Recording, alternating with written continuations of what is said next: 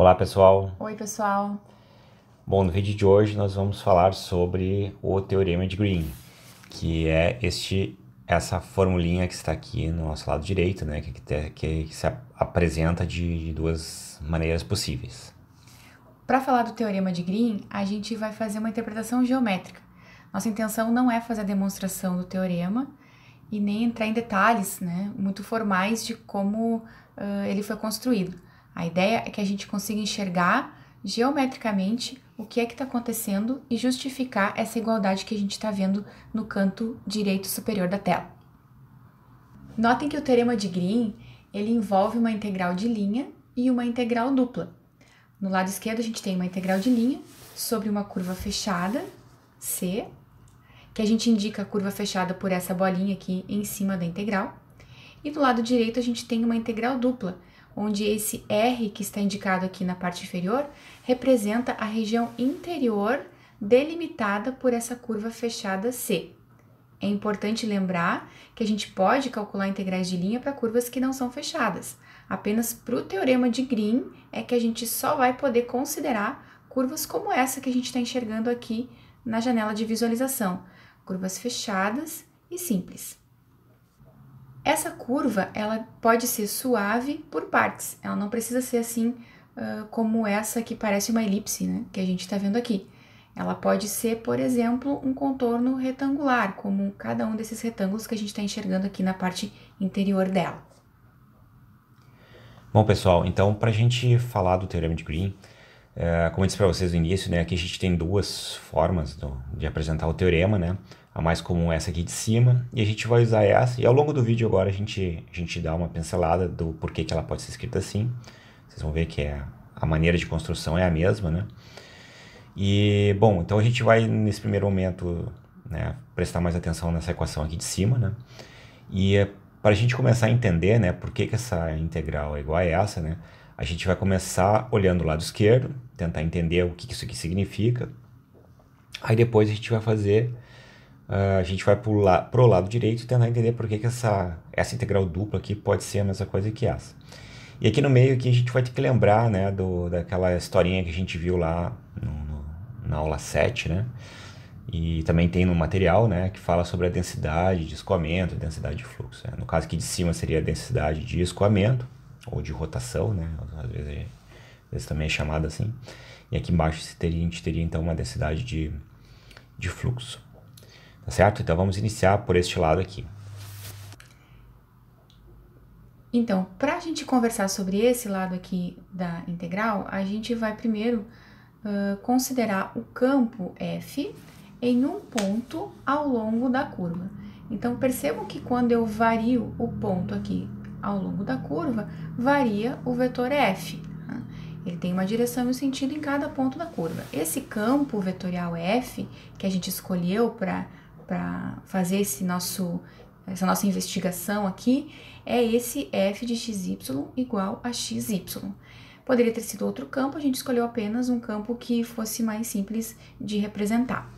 Lembrando que um campo vetorial, nas suas funções coordenadas, pode ter as duas variáveis. Esse, em particular, só tem a variável x na primeira função coordenada e só tem a variável y na segunda coordenada. Outra informação importante é que em cada ponto da curva, nós estamos considerando um vetor tangente à curva, que aponta sempre no sentido da direção da parametrização, né? E um vetor normal à curva. Tá? E esse meu vetor f do campo, ele sempre vai poder ser decomposto da seguinte forma.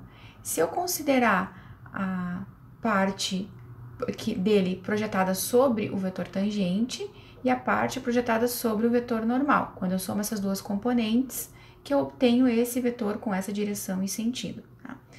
Quando eu olho para essa expressão que está aqui dentro da integral de linha, f escalar t, esse número em valor absoluto, sem considerar o sinal, é o tamanho da projeção desse vetor na direção do vetor tangente.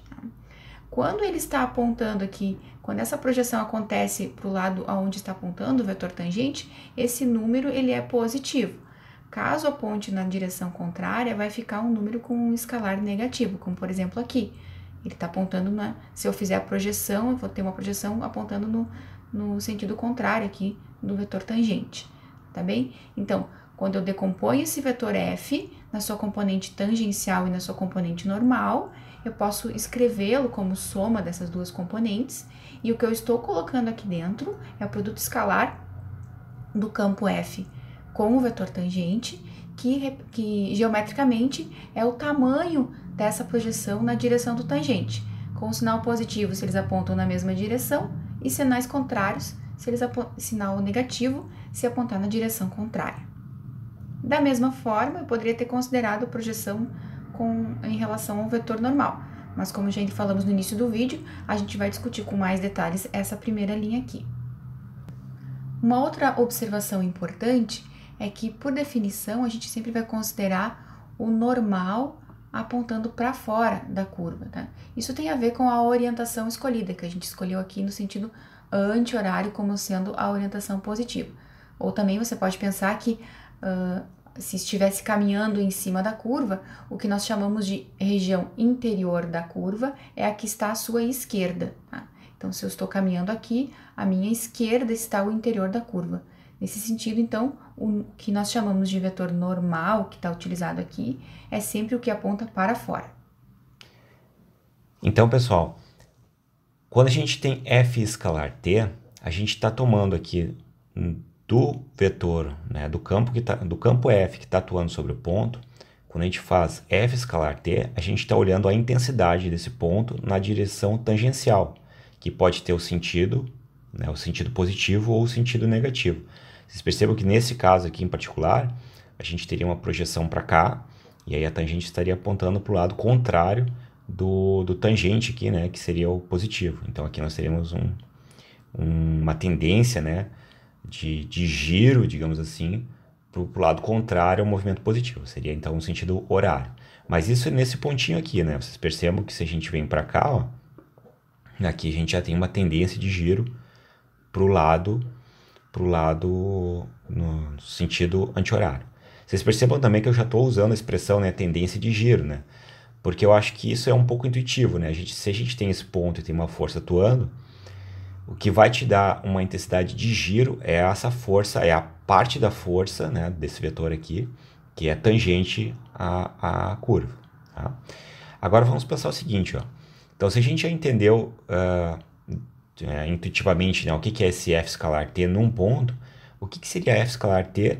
Aqui está ds, mas a gente pode pensar, no primeiro momento, vamos pensar em ΔS, né, que seria um pedacinho um pouco maior, né? Então, aqui eu tenho um ΔS, ó. E aí eu vou aumentar aqui para a gente tentar enxergar melhor. Ó. Vou fazer assim.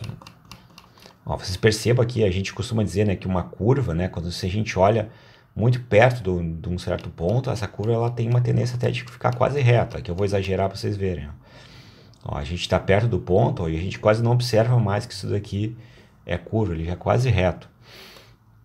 Quase uma reta, né? Então a gente pode pensar o seguinte, ó.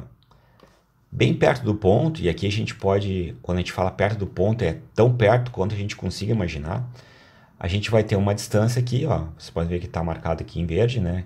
Então daqui até aqui que eu já estou chamando de ΔS, tá? Que depois, quando a gente fizer isso daqui ir para zero, fica bem pequenininho, aí vai virar o ds.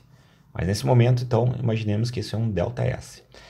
Então aqui nesse ΔS, é tão próximo, né, um do outro, que qualquer ponto que tu pegar aqui dentro, né, além desse aqui, né, que a gente está aplicando a função, o campo, né, se a gente escolher qualquer outro ponto aqui dentro, digamos que seja aqui, neste outro ponto aqui, se a gente olhar o campo neste ponto, ele vai ser uma variação muito pequena desse cara aqui. E se tu ainda achar que essa variação não é pequena o suficiente, a gente vem aqui e reduz mais ainda o ΔS, e olha aqui dentro, escolhe um outro ponto aqui dentro. Nesse outro ponto aqui dentro, aí então o campo vai realmente estar próximo desse cara. Estão entendendo? Então o que eu estou querendo dizer com isso? Que se a gente pegar uma regiãozinha, que aqui está como ΔS, porque já é uma espécie de limite, né? Mas pensemos que a gente pode pensar de forma análoga que é o ΔS, não o ds. Então aqui nesse ΔS, ou nesse ds, qualquer x que a gente tomar aqui dentro, perdão, qualquer ponto que a gente pegar aqui dentro, o campo que é aplicado nesse ponto é igual em todos os pontos, né? Na verdade não é bem igual, mas como é muito pequeno, ele é praticamente igual. Então, esse carinha aqui, ó, f escalar t, neste ΔS, esse valor f escalar t, nesse pedacinho ΔS, que eles são todos iguais. Então, aqui a gente faz uma coisa do tipo assim, ó, base, é como se fosse uma base vezes altura, né? A gente tem nessa base aqui, todo o campo é igual, certo? Daí, o que a gente faz depois disso, né? Então, agora acho que eu vou voltar aqui para mais fácil fazer assim, ó. Visualização padrão. Aí, agora volta para cá. Agora eu vou aumentar um pouquinho aqui de novo para a gente conseguir enxergar. Deixa eu aumentar aqui, para a gente não ter que reduzir tudo de novo. Então aqui a gente tem o nosso ΔS, certo? Agora imagine que a gente vai pegar esse ΔS, assim como a gente fez aqui, e a gente vai fazer outro aqui, ó, mais para baixo. Depois outro, e depois outro aqui para cima, outro para cima, outro para cima. Né? Esse aqui é o sentido anti-horário, né? O sentido positivo. Então a gente vai subdividindo isso daqui. Em cada subdivisão, a gente escolhe um ponto no interior e faz, então, este ΔS vezes f escalar t, que nem a gente está aqui. Ó. E a gente vai somar todos esses carinhas. Então, vocês percebem que vai ser vários, né? Vários ΔS aqui somados. Né? Agora, o que acontece? Depois que a gente tem toda essa partição feita, né? A gente vem aqui, em vez de aumentar o ΔS, a gente diminui. Aí, perceba que quando a gente diminui o ΔS, a gente precisa de mais partições para cobrir todo a curva, né? Então, ao mesmo tempo que a gente diminui este ΔS, né? E aí vocês percebem o seguinte, ó, se a gente olhar só para essa expressão aqui de dentro, ó, f escalar t ds, sem integral, quando o ds vai ficando cada vez menor, a gente tem que isso daqui começa a ir para zero. O f escalar t ds, ou ΔS, né? Ele tende a ficar cada vez menor. Por outro lado, essa integral aqui está dizendo que a gente está somando todos eles, né? E a gente está somando todos eles no limite. Tá? A integral é quando a gente faz o limite. Então, a gente está fazendo os pedacinhos ficarem cada vez menores. Só que, por outro lado, a gente tem cada vez mais pedacinhos. E aí, então, a gente tem essa soma infinitesimal que resulta na integral. Então, isso daqui, né, vai dar apesar de parecer uma indeterminação, isso aqui vai dar um valor. Mas vocês percebem o que a gente está fazendo, né? Em cada pedacinho, a gente está calculando a intensidade de giro em cada pedaço. E aí depois a gente vai somar todos.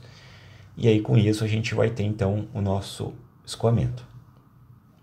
Diga, Cíntia. Eu ia falar de escoamento. Posso falar mais um pouquinho? Pode. Essa integral de linha, com essa noção de calcular essa intensidade da componente tangencial ao longo da curva, então é o que a gente já vê na literatura como o cálculo do escoamento do campo ao longo da curva.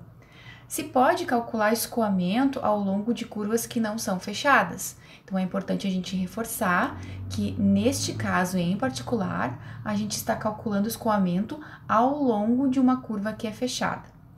Outra interpretação para essa integral de linha que a gente está discutindo agora, que é essa que está aqui do lado esquerdo, que vocês podem já ter visto, é que ela também é utilizada para calcular o trabalho realizado por um campo para deslocar um objeto ao longo da curva. Então, essa integral de linha, ela já aparece em outros contextos. Agora, a gente precisa reforçar que estamos numa situação em que a curva é fechada e que sim, de fato, ela ainda continua representando o escoamento, por exemplo, né? O escoamento ao longo da curva, essa curva C que a gente escolheu para fazer o nosso estudo. Certo, gente. Uma outra observação que me veio agora em mente aqui é que, vejam bem, a gente está olhando para a integral de cima, tá? Então, a gente tá tomando a intensidade tangencial. Então, com isso, a gente vai chegar, né, nessa intensidade de rotação da curva, né? Agora, se a gente, em vez de olhar para a intensidade aqui da tangente, né, olhasse para normal, né, então a gente teria o mesmo procedimento, né, de entendimento para essa integral aqui do lado esquerdo, aqui, que tem um vetorzinho normal, né? Então, a gente está fazendo a mesma coisa, só que em vez de olhar essa intensidade aqui na tangente, a gente vai olhar a intensidade na normal. Então, seria o que estaria saindo de dentro da curva, né? E não o que está girando. A gente não vai entrar em detalhes aqui, mas a gente vai pincelando porque a maneira que a gente faz para entender a de cima é a mesma da de baixo. Então, se a gente entender essa daqui, a gente vai entender a de baixo. Essa integral de baixo, ela serve para a gente calcular o fluxo através da curva. Assim como a de cima é para o escoamento, o campo que escorre ao longo da curva, a de baixo é utilizada para calcular o fluxo através da curva. Como o André comentou, pode ser um fluxo saindo ou um fluxo entrando. Ok, então agora o que nós vamos fazer? Nós já entendemos então que este cara aqui do lado esquerdo, né? Então ele está dando, a gente está calculando o escoamento sobre, né, a escoamento né, com relação a essa função f aqui, né, esse campo f, né, que atua em todos os pontos do domínio, né, todos os pontos do plano. A gente está pegando então deste campo aqui quais são aqueles tangentes à curva, né, e a gente está assim, então a gente está calculando o escoamento sobre a curva C. Certo? Então agora a nossa ideia agora é tentar entender este outro lado aqui, né? Então por que essa integral dupla, né? Calcular essa integral dupla é a mesma coisa, dá o mesmo valor, né? Do que calcular essa integral aqui de linha. Aí nesse momento você pode se perguntar, por que é que eu preciso de uma outra forma para calcular esse valor do escoamento se eu já conheço uma, que é a integral de linha? Por quê? Bem, essa integral dupla, ou melhor, essa integral de linha, para eu poder calcular ela, uma das informações que eu preciso ter é, por exemplo, a parametrização da curva. Eu preciso conhecer a parametrização dessa curva para poder calcular essa integral de linha. Isso nem sempre é uma tarefa fácil, né? A gente determinar a parametrização de uma curva pode não ser tão simples. Para os casos em que isso não é tão simples, a gente pode recorrer a uma integral dupla sobre essa região do interior da curva, em vez de usar a parametrização da curva. Em outros momentos, ao calcular a integral dupla, eu vou ter mais dificuldade, e aí pode ser mais simples calcular a integral de linha. Então, o que o teorema de Green faz é dizer, é o mesmo, ou dá na mesma eu calcular um lado ou o outro em algumas situações, nessas em que a curva C é fechada e o campo F tem algumas condições de, por exemplo, ele ser contínuo e ter derivadas parciais contínuas, tá bem? Então, assim, não é necessário em nenhum momento calcular os dois lados e verificar que são iguais. A ideia é sempre utilizar o lado da igualdade que for o mais simples de ser calculado. No cálculo, a gente sempre quer otimizar o trabalho que a gente tem para calcular, né, as coisas. Então, nesse caso, a gente vai ter que observar qual das duas integrais vai ser a mais vantajosa no contexto em que eu estou estudando. Uma outra informação importante é essa anotação que tem aqui dentro da integral dupla. Então, como eu falei, essa região R representa o interior dessa curva C, tá? A região do plano que descreve o interior da curva. Essa anotação aqui de nabla cartesiano F é a notação que nós estamos utilizando para rotacional de um campo F, tá? Tanto no R2 quanto no R3. Como esse teorema, em breve, a gente também vai falar de uma generalização dele para coisas do R3, é importante a gente já ficar com essa notação que está aqui, que é a de rotacional. Escalar K. Esse K é o vetor 001 do plano, tá? Do espaço R3, tá? Então, o IJK, aquela mesma base que a gente costuma ver lá na geometria analítica. Então, eu vou calcular o rotacional do campo e vou fazer o produto escalar com o 001. E esse dA é a diferencial de área, que pode ser lá o dx dy ou dy dx, conforme a região de integração R. Aqui, como a Cíntia falou, né?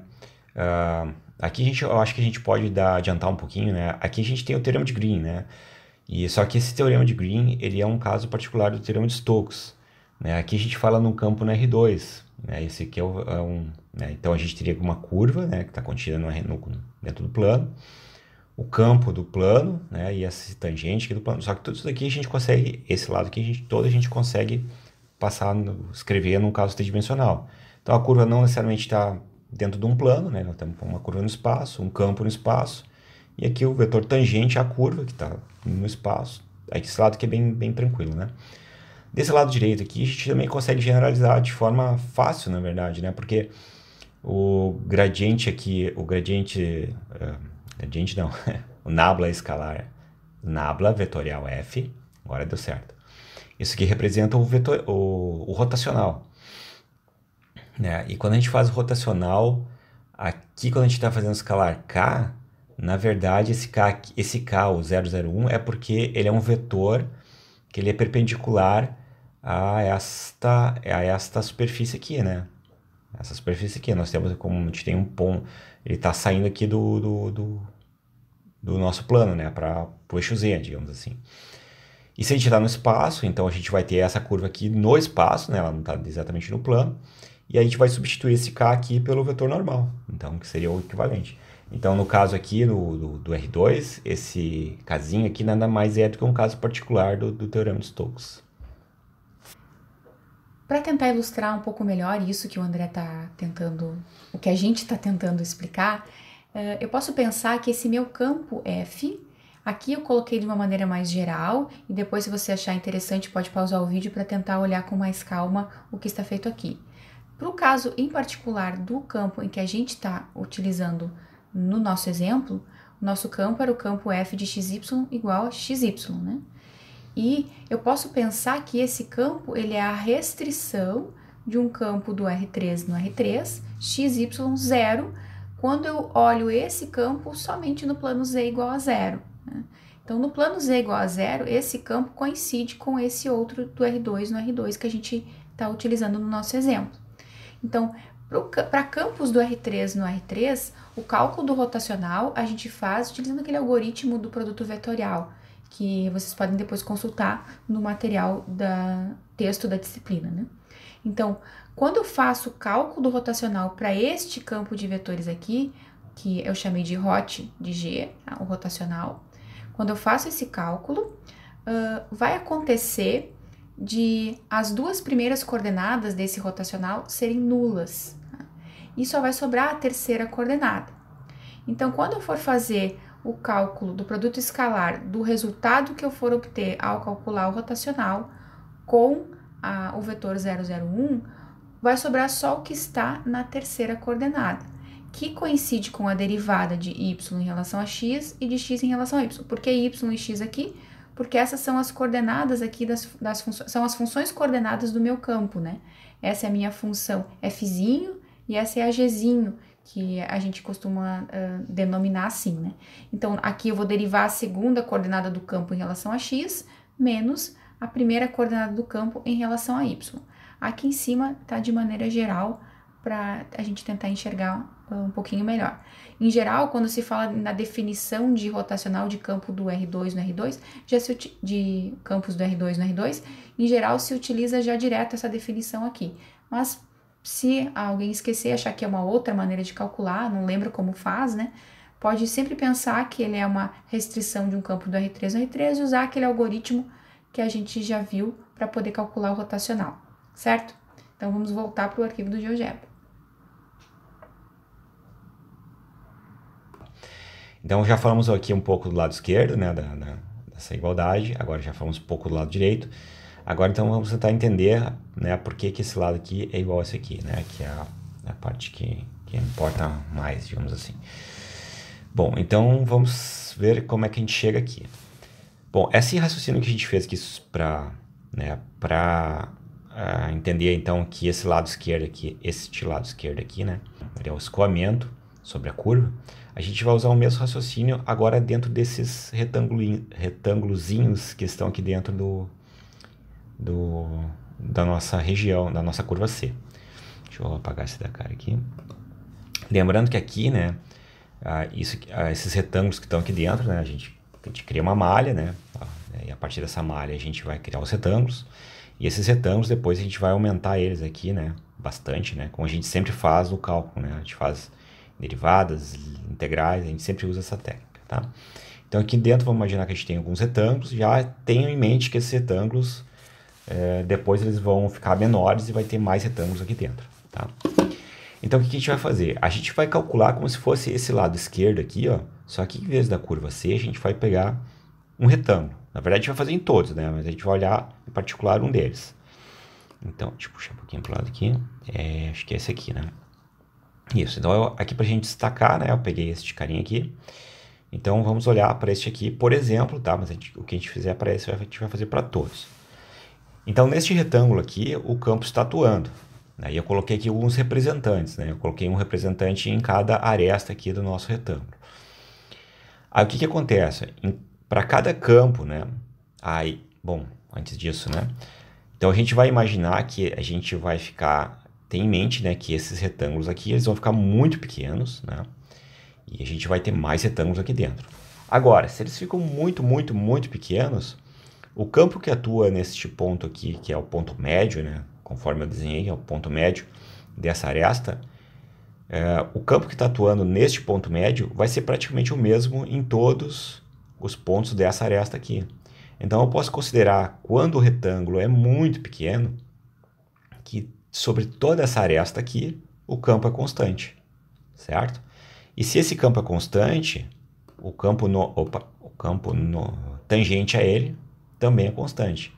Esses carinhas aqui em azul, né, esses vetores azuis aqui, eles são as componentes tangenciais no nosso campo. Então eu vou até apagar o campo e vou deixar eles aqui só as componentes tangenciais.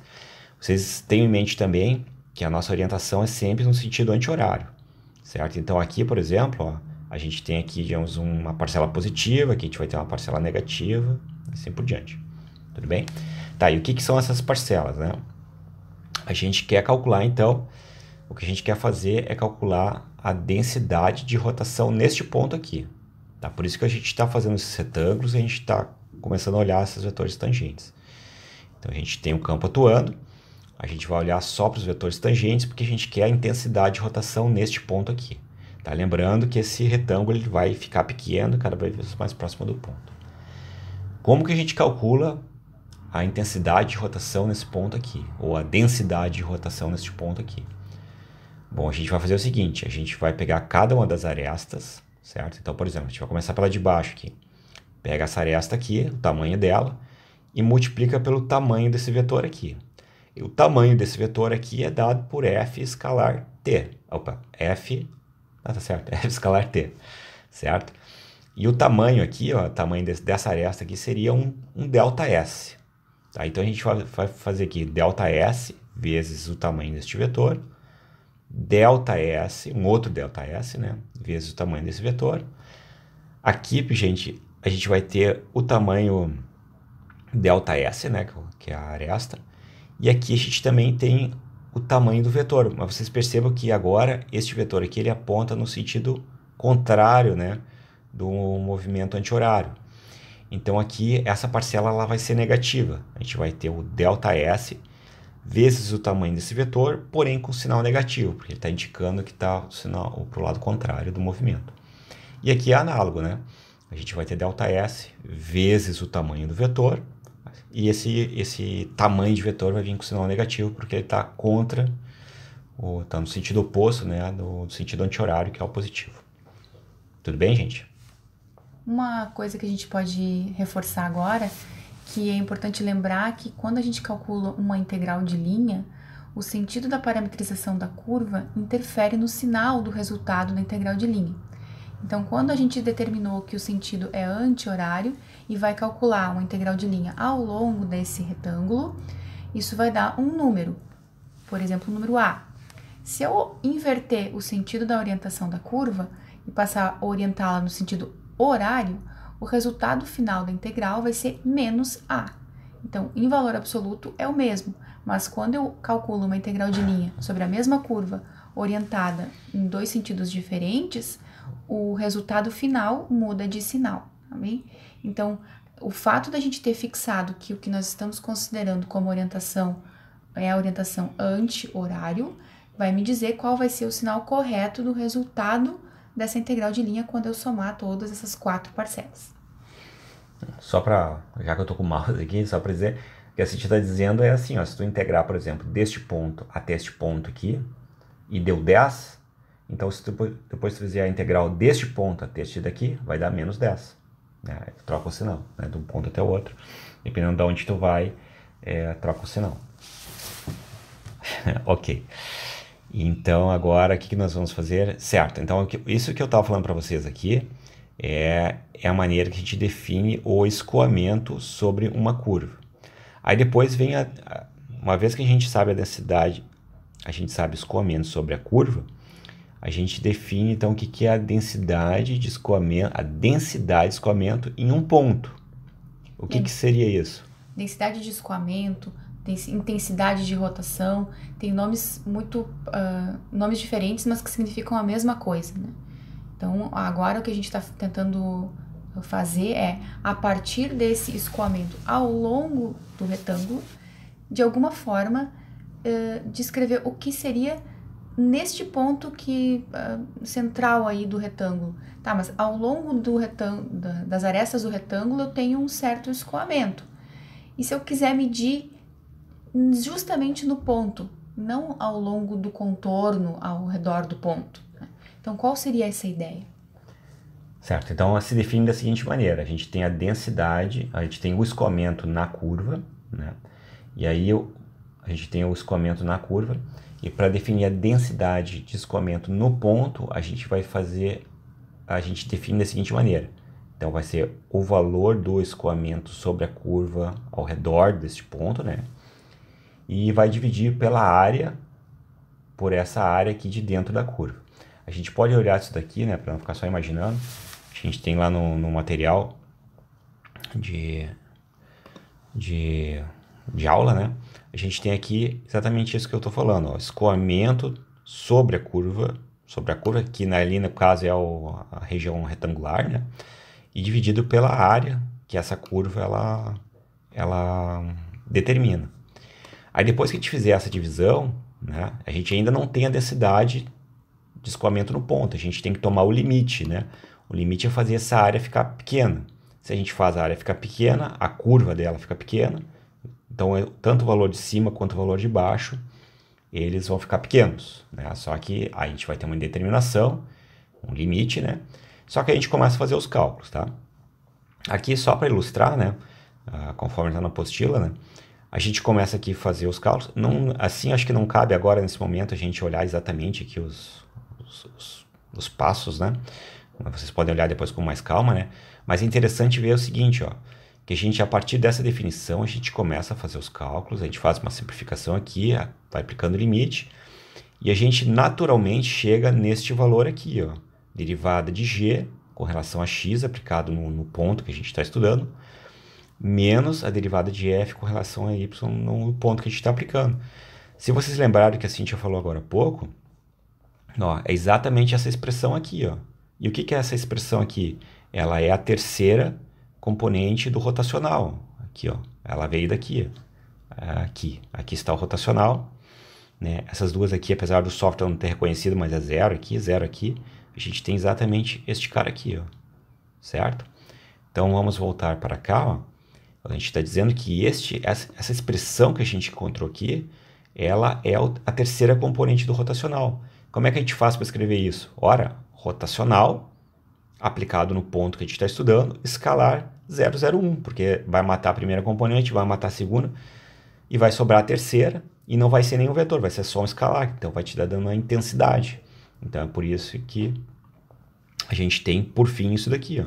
Vocês percebem que aqui do lado esquerdo, ó, isso daqui é a definição, esse lado aqui esquerdo, né, é a definição de densidade de escoamento em um ponto, né? E aí a gente faz os cálculos e chega nessa expressão aqui, né, na verdade, né, foi isso que aconteceu, e a gente consegue depois escrever de forma bonita, né, essa daqui no meio. Agora eu consegui marcar. Então, rotacional, a terceira componente do rotacional. Certo, gente? Então, agora vamos voltar para cá. Bom, então é o seguinte, agora que a gente já sabe calcular a densidade de escoamento em um ponto do interior da curva, a gente pode se perguntar o que somar, ou como calcular essa integral dupla das densidades de escoamento, que é o que está aqui no integrando dessa integral dupla, vai coincidir com essa integral de linha que está aqui do lado esquerdo. Isso ainda não está claro, né? Então, para a gente chegar a essa conclusão, a gente vai... eu vou abrir aqui Então, a gente vai abrir um quadradinho aqui para deixar isso registrado. Então, o que nós fizemos foi calcular a integral de linha ao longo de um retangulinho, ou seja, esse escoamento ao longo das arestas do retângulo, dividimos pela área do retângulo e fizemos o tamanho da área tender a zero. E isso resultou, então, na densidade de escoamento neste ponto aqui. Ao fazer esse cálculo do limite da integral ao longo do retângulo dividido pela área, eu tenho, então, a densidade de escoamento num ponto, e eu posso pensar que se eu descartar esse limite, assim, oculta esse limite, né? Imagina que eu não fiz o cálculo do limite especificamente. Então, como o limite não foi calculado, essa integral aqui, ela fica sendo aproximadamente o produto desse número que eu obtive, a densidade de escoamento, pela área do retângulo. Como se trata de um retângulo, essa área aqui, ela é um ΔX vezes ΔY, em cada um dos retangulinhos que a gente conseguir inserir dentro da curva. Então, aqui, essa integral de linha, que representa o escoamento ao longo do retângulo, pode ser dada aproximadamente pelo produto desse número pela área do retângulo. Quando esses retângulos são bem pequenininhos, esse ΔX vezes ΔY, a gente chama de dx/dy, dy/dx, ou seja, eles são a diferencial de área de um retângulo.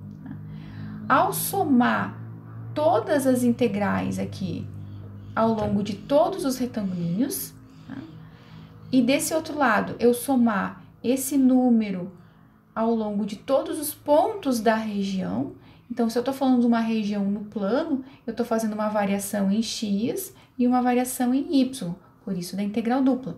Aqui, quando eu for somar, eu tenho um somatório duplo, né? A variação acontece nos i's e nos j's, né?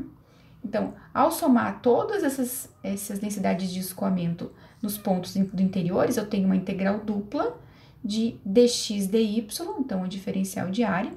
E desse lado, quando eu somar todas as integrais dos retangulinhos, eu devo ter a integral somente ao longo da curva C.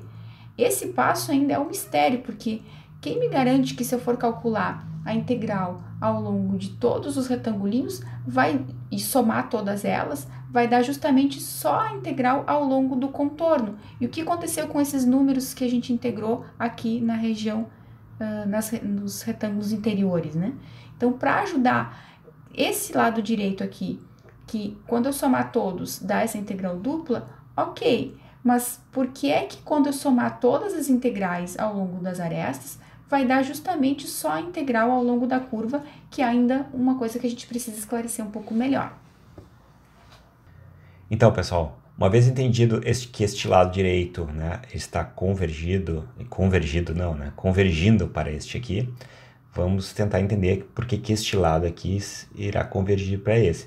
Então, aqui vocês imaginam o seguinte, né, que aqui essa integral, a gente botou um quadradinho aqui, né, como se fosse essa integral aqui, ó, certo? Só que a gente tem que fazer essa aqui, aí mais essa outra aqui, e assim por diante, tá? Tem que somar todas elas, lembrando que isso aqui vai ficar cheio de quadradinho, tá? Bom, então eu tô falando quadrado, mas são retângulos, né? Esse retângulo que a gente tem aqui, né, ele estava mostrando aqui os componentes tangenciais. Antes de eu apagar aqui, só para fazer uma breve observação, tudo isso que a gente está falando com as componentes tangenciais, né, se a gente pegar as normais, né, então, em vez de a gente ter essa expressão aqui, a gente tem essa aqui de baixo, tá? Depois vocês pensem sobre isso com mais calma. Tá, mas então agora voltando, a gente tinha aqui as componentes tangenciais, eu vou aqui desabilitar isso, né, esses caras aqui também, e eu vou olhar para este carinha aqui, ó. Na verdade, agora esses vetores aqui, eles indicam apenas o sentido de integração, tá? Esses vetores não são mais vetores com relação ao campo F, né, não é isso, tá? É só com relação ao sentido de integração. Vocês podem ver que, por exemplo, nesse retângulo aqui, né, nós tínhamos o campo atuando, e as tangentes eram essas aqui, ó. Vocês podem ver que tá, né, a gente vê que tá ao contrário aqui, tudo bem? Então, isso aqui é só para indicar a orientação de integração. Então, o que acontece, ó? Se eu olhar para... Vamos começar por esse aqui de cima, que acho que é melhor. Então eu tenho aqui esse sentido de integração. A gente está calculando essa integral aqui, ó, f escalar TDS, neste quadradinho aqui. A gente está usando essa orientação, né, que é a orientação positiva, anti-horária. Aí eu venho aqui e vou olhar agora este retângulo adjacente. Ele vai integrar assim, ó, neste caminho, né? Então o que acontece? Ó? Quando eu integro daqui até aqui, eu tenho um certo valor. Daqui eu tenho outro valor, daqui eu tenho outro valor, daqui até aqui eu tenho um outro valor. E aí eu vou somar todos eles e vou obter a minha primeira integral. Agora vocês observem, né, que quando eu for fazer essa segunda integral aqui, nesse segundo retângulo, eu tenho uma aresta em comum com o retângulo que eu fiz antes. Aqui nessa aresta, o que acontece? Aqui dentro, f escalar t é a mesma expressão que eu tenho, a mesma função que eu tenho aqui dentro, certo? Só que quando eu venho aqui pelo caminho que está em verde, né, eu estou fazendo a integral de a até b. E quando eu venho na de laranja, eu estou vendo de b até a. Então acontece que a integral de uma vai cancelar com a integral de outra. E quando a gente somar, então, a integral neste retângulo todo aqui com a integral deste retângulo todo aqui, essa aresta aqui que é em comum, ela vai ser anulada e eu vou ficar simplesmente com esse retângulo maior aqui. Tá me entendendo? Agora, o mesmo acontece se eu olhar para este retângulo aqui do outro lado. Ó. Eu vou usar esse aqui só para a gente exemplificar.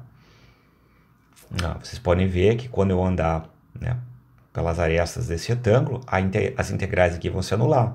E vai sobrar só aqui. Ó. Vai sobrar, considerando que a gente já fez as três, né? Então a gente teria só esse retângulo grandão aqui. Ó. Certo? Aí eu venho aqui e faço a de baixo. Ó. Aí essa aqui vai cancelar essa aresta. Aí eu venho aqui, agora olha, essa aqui se cancela com a de cima. E essas aqui vão se cancelando. Então, o que está acontecendo? Ó? Todos os retângulos que têm arestas em comum, ó, elas são sempre canceladas. Ó. Aqui é cancelado, aqui é cancelado, e assim por diante. O que vai acontecer? Ó? As arestas que nunca vão ser canceladas são essas aqui no contorno. Por exemplo, se eu pego aqui, ó, essas do contorno aqui nunca são canceladas.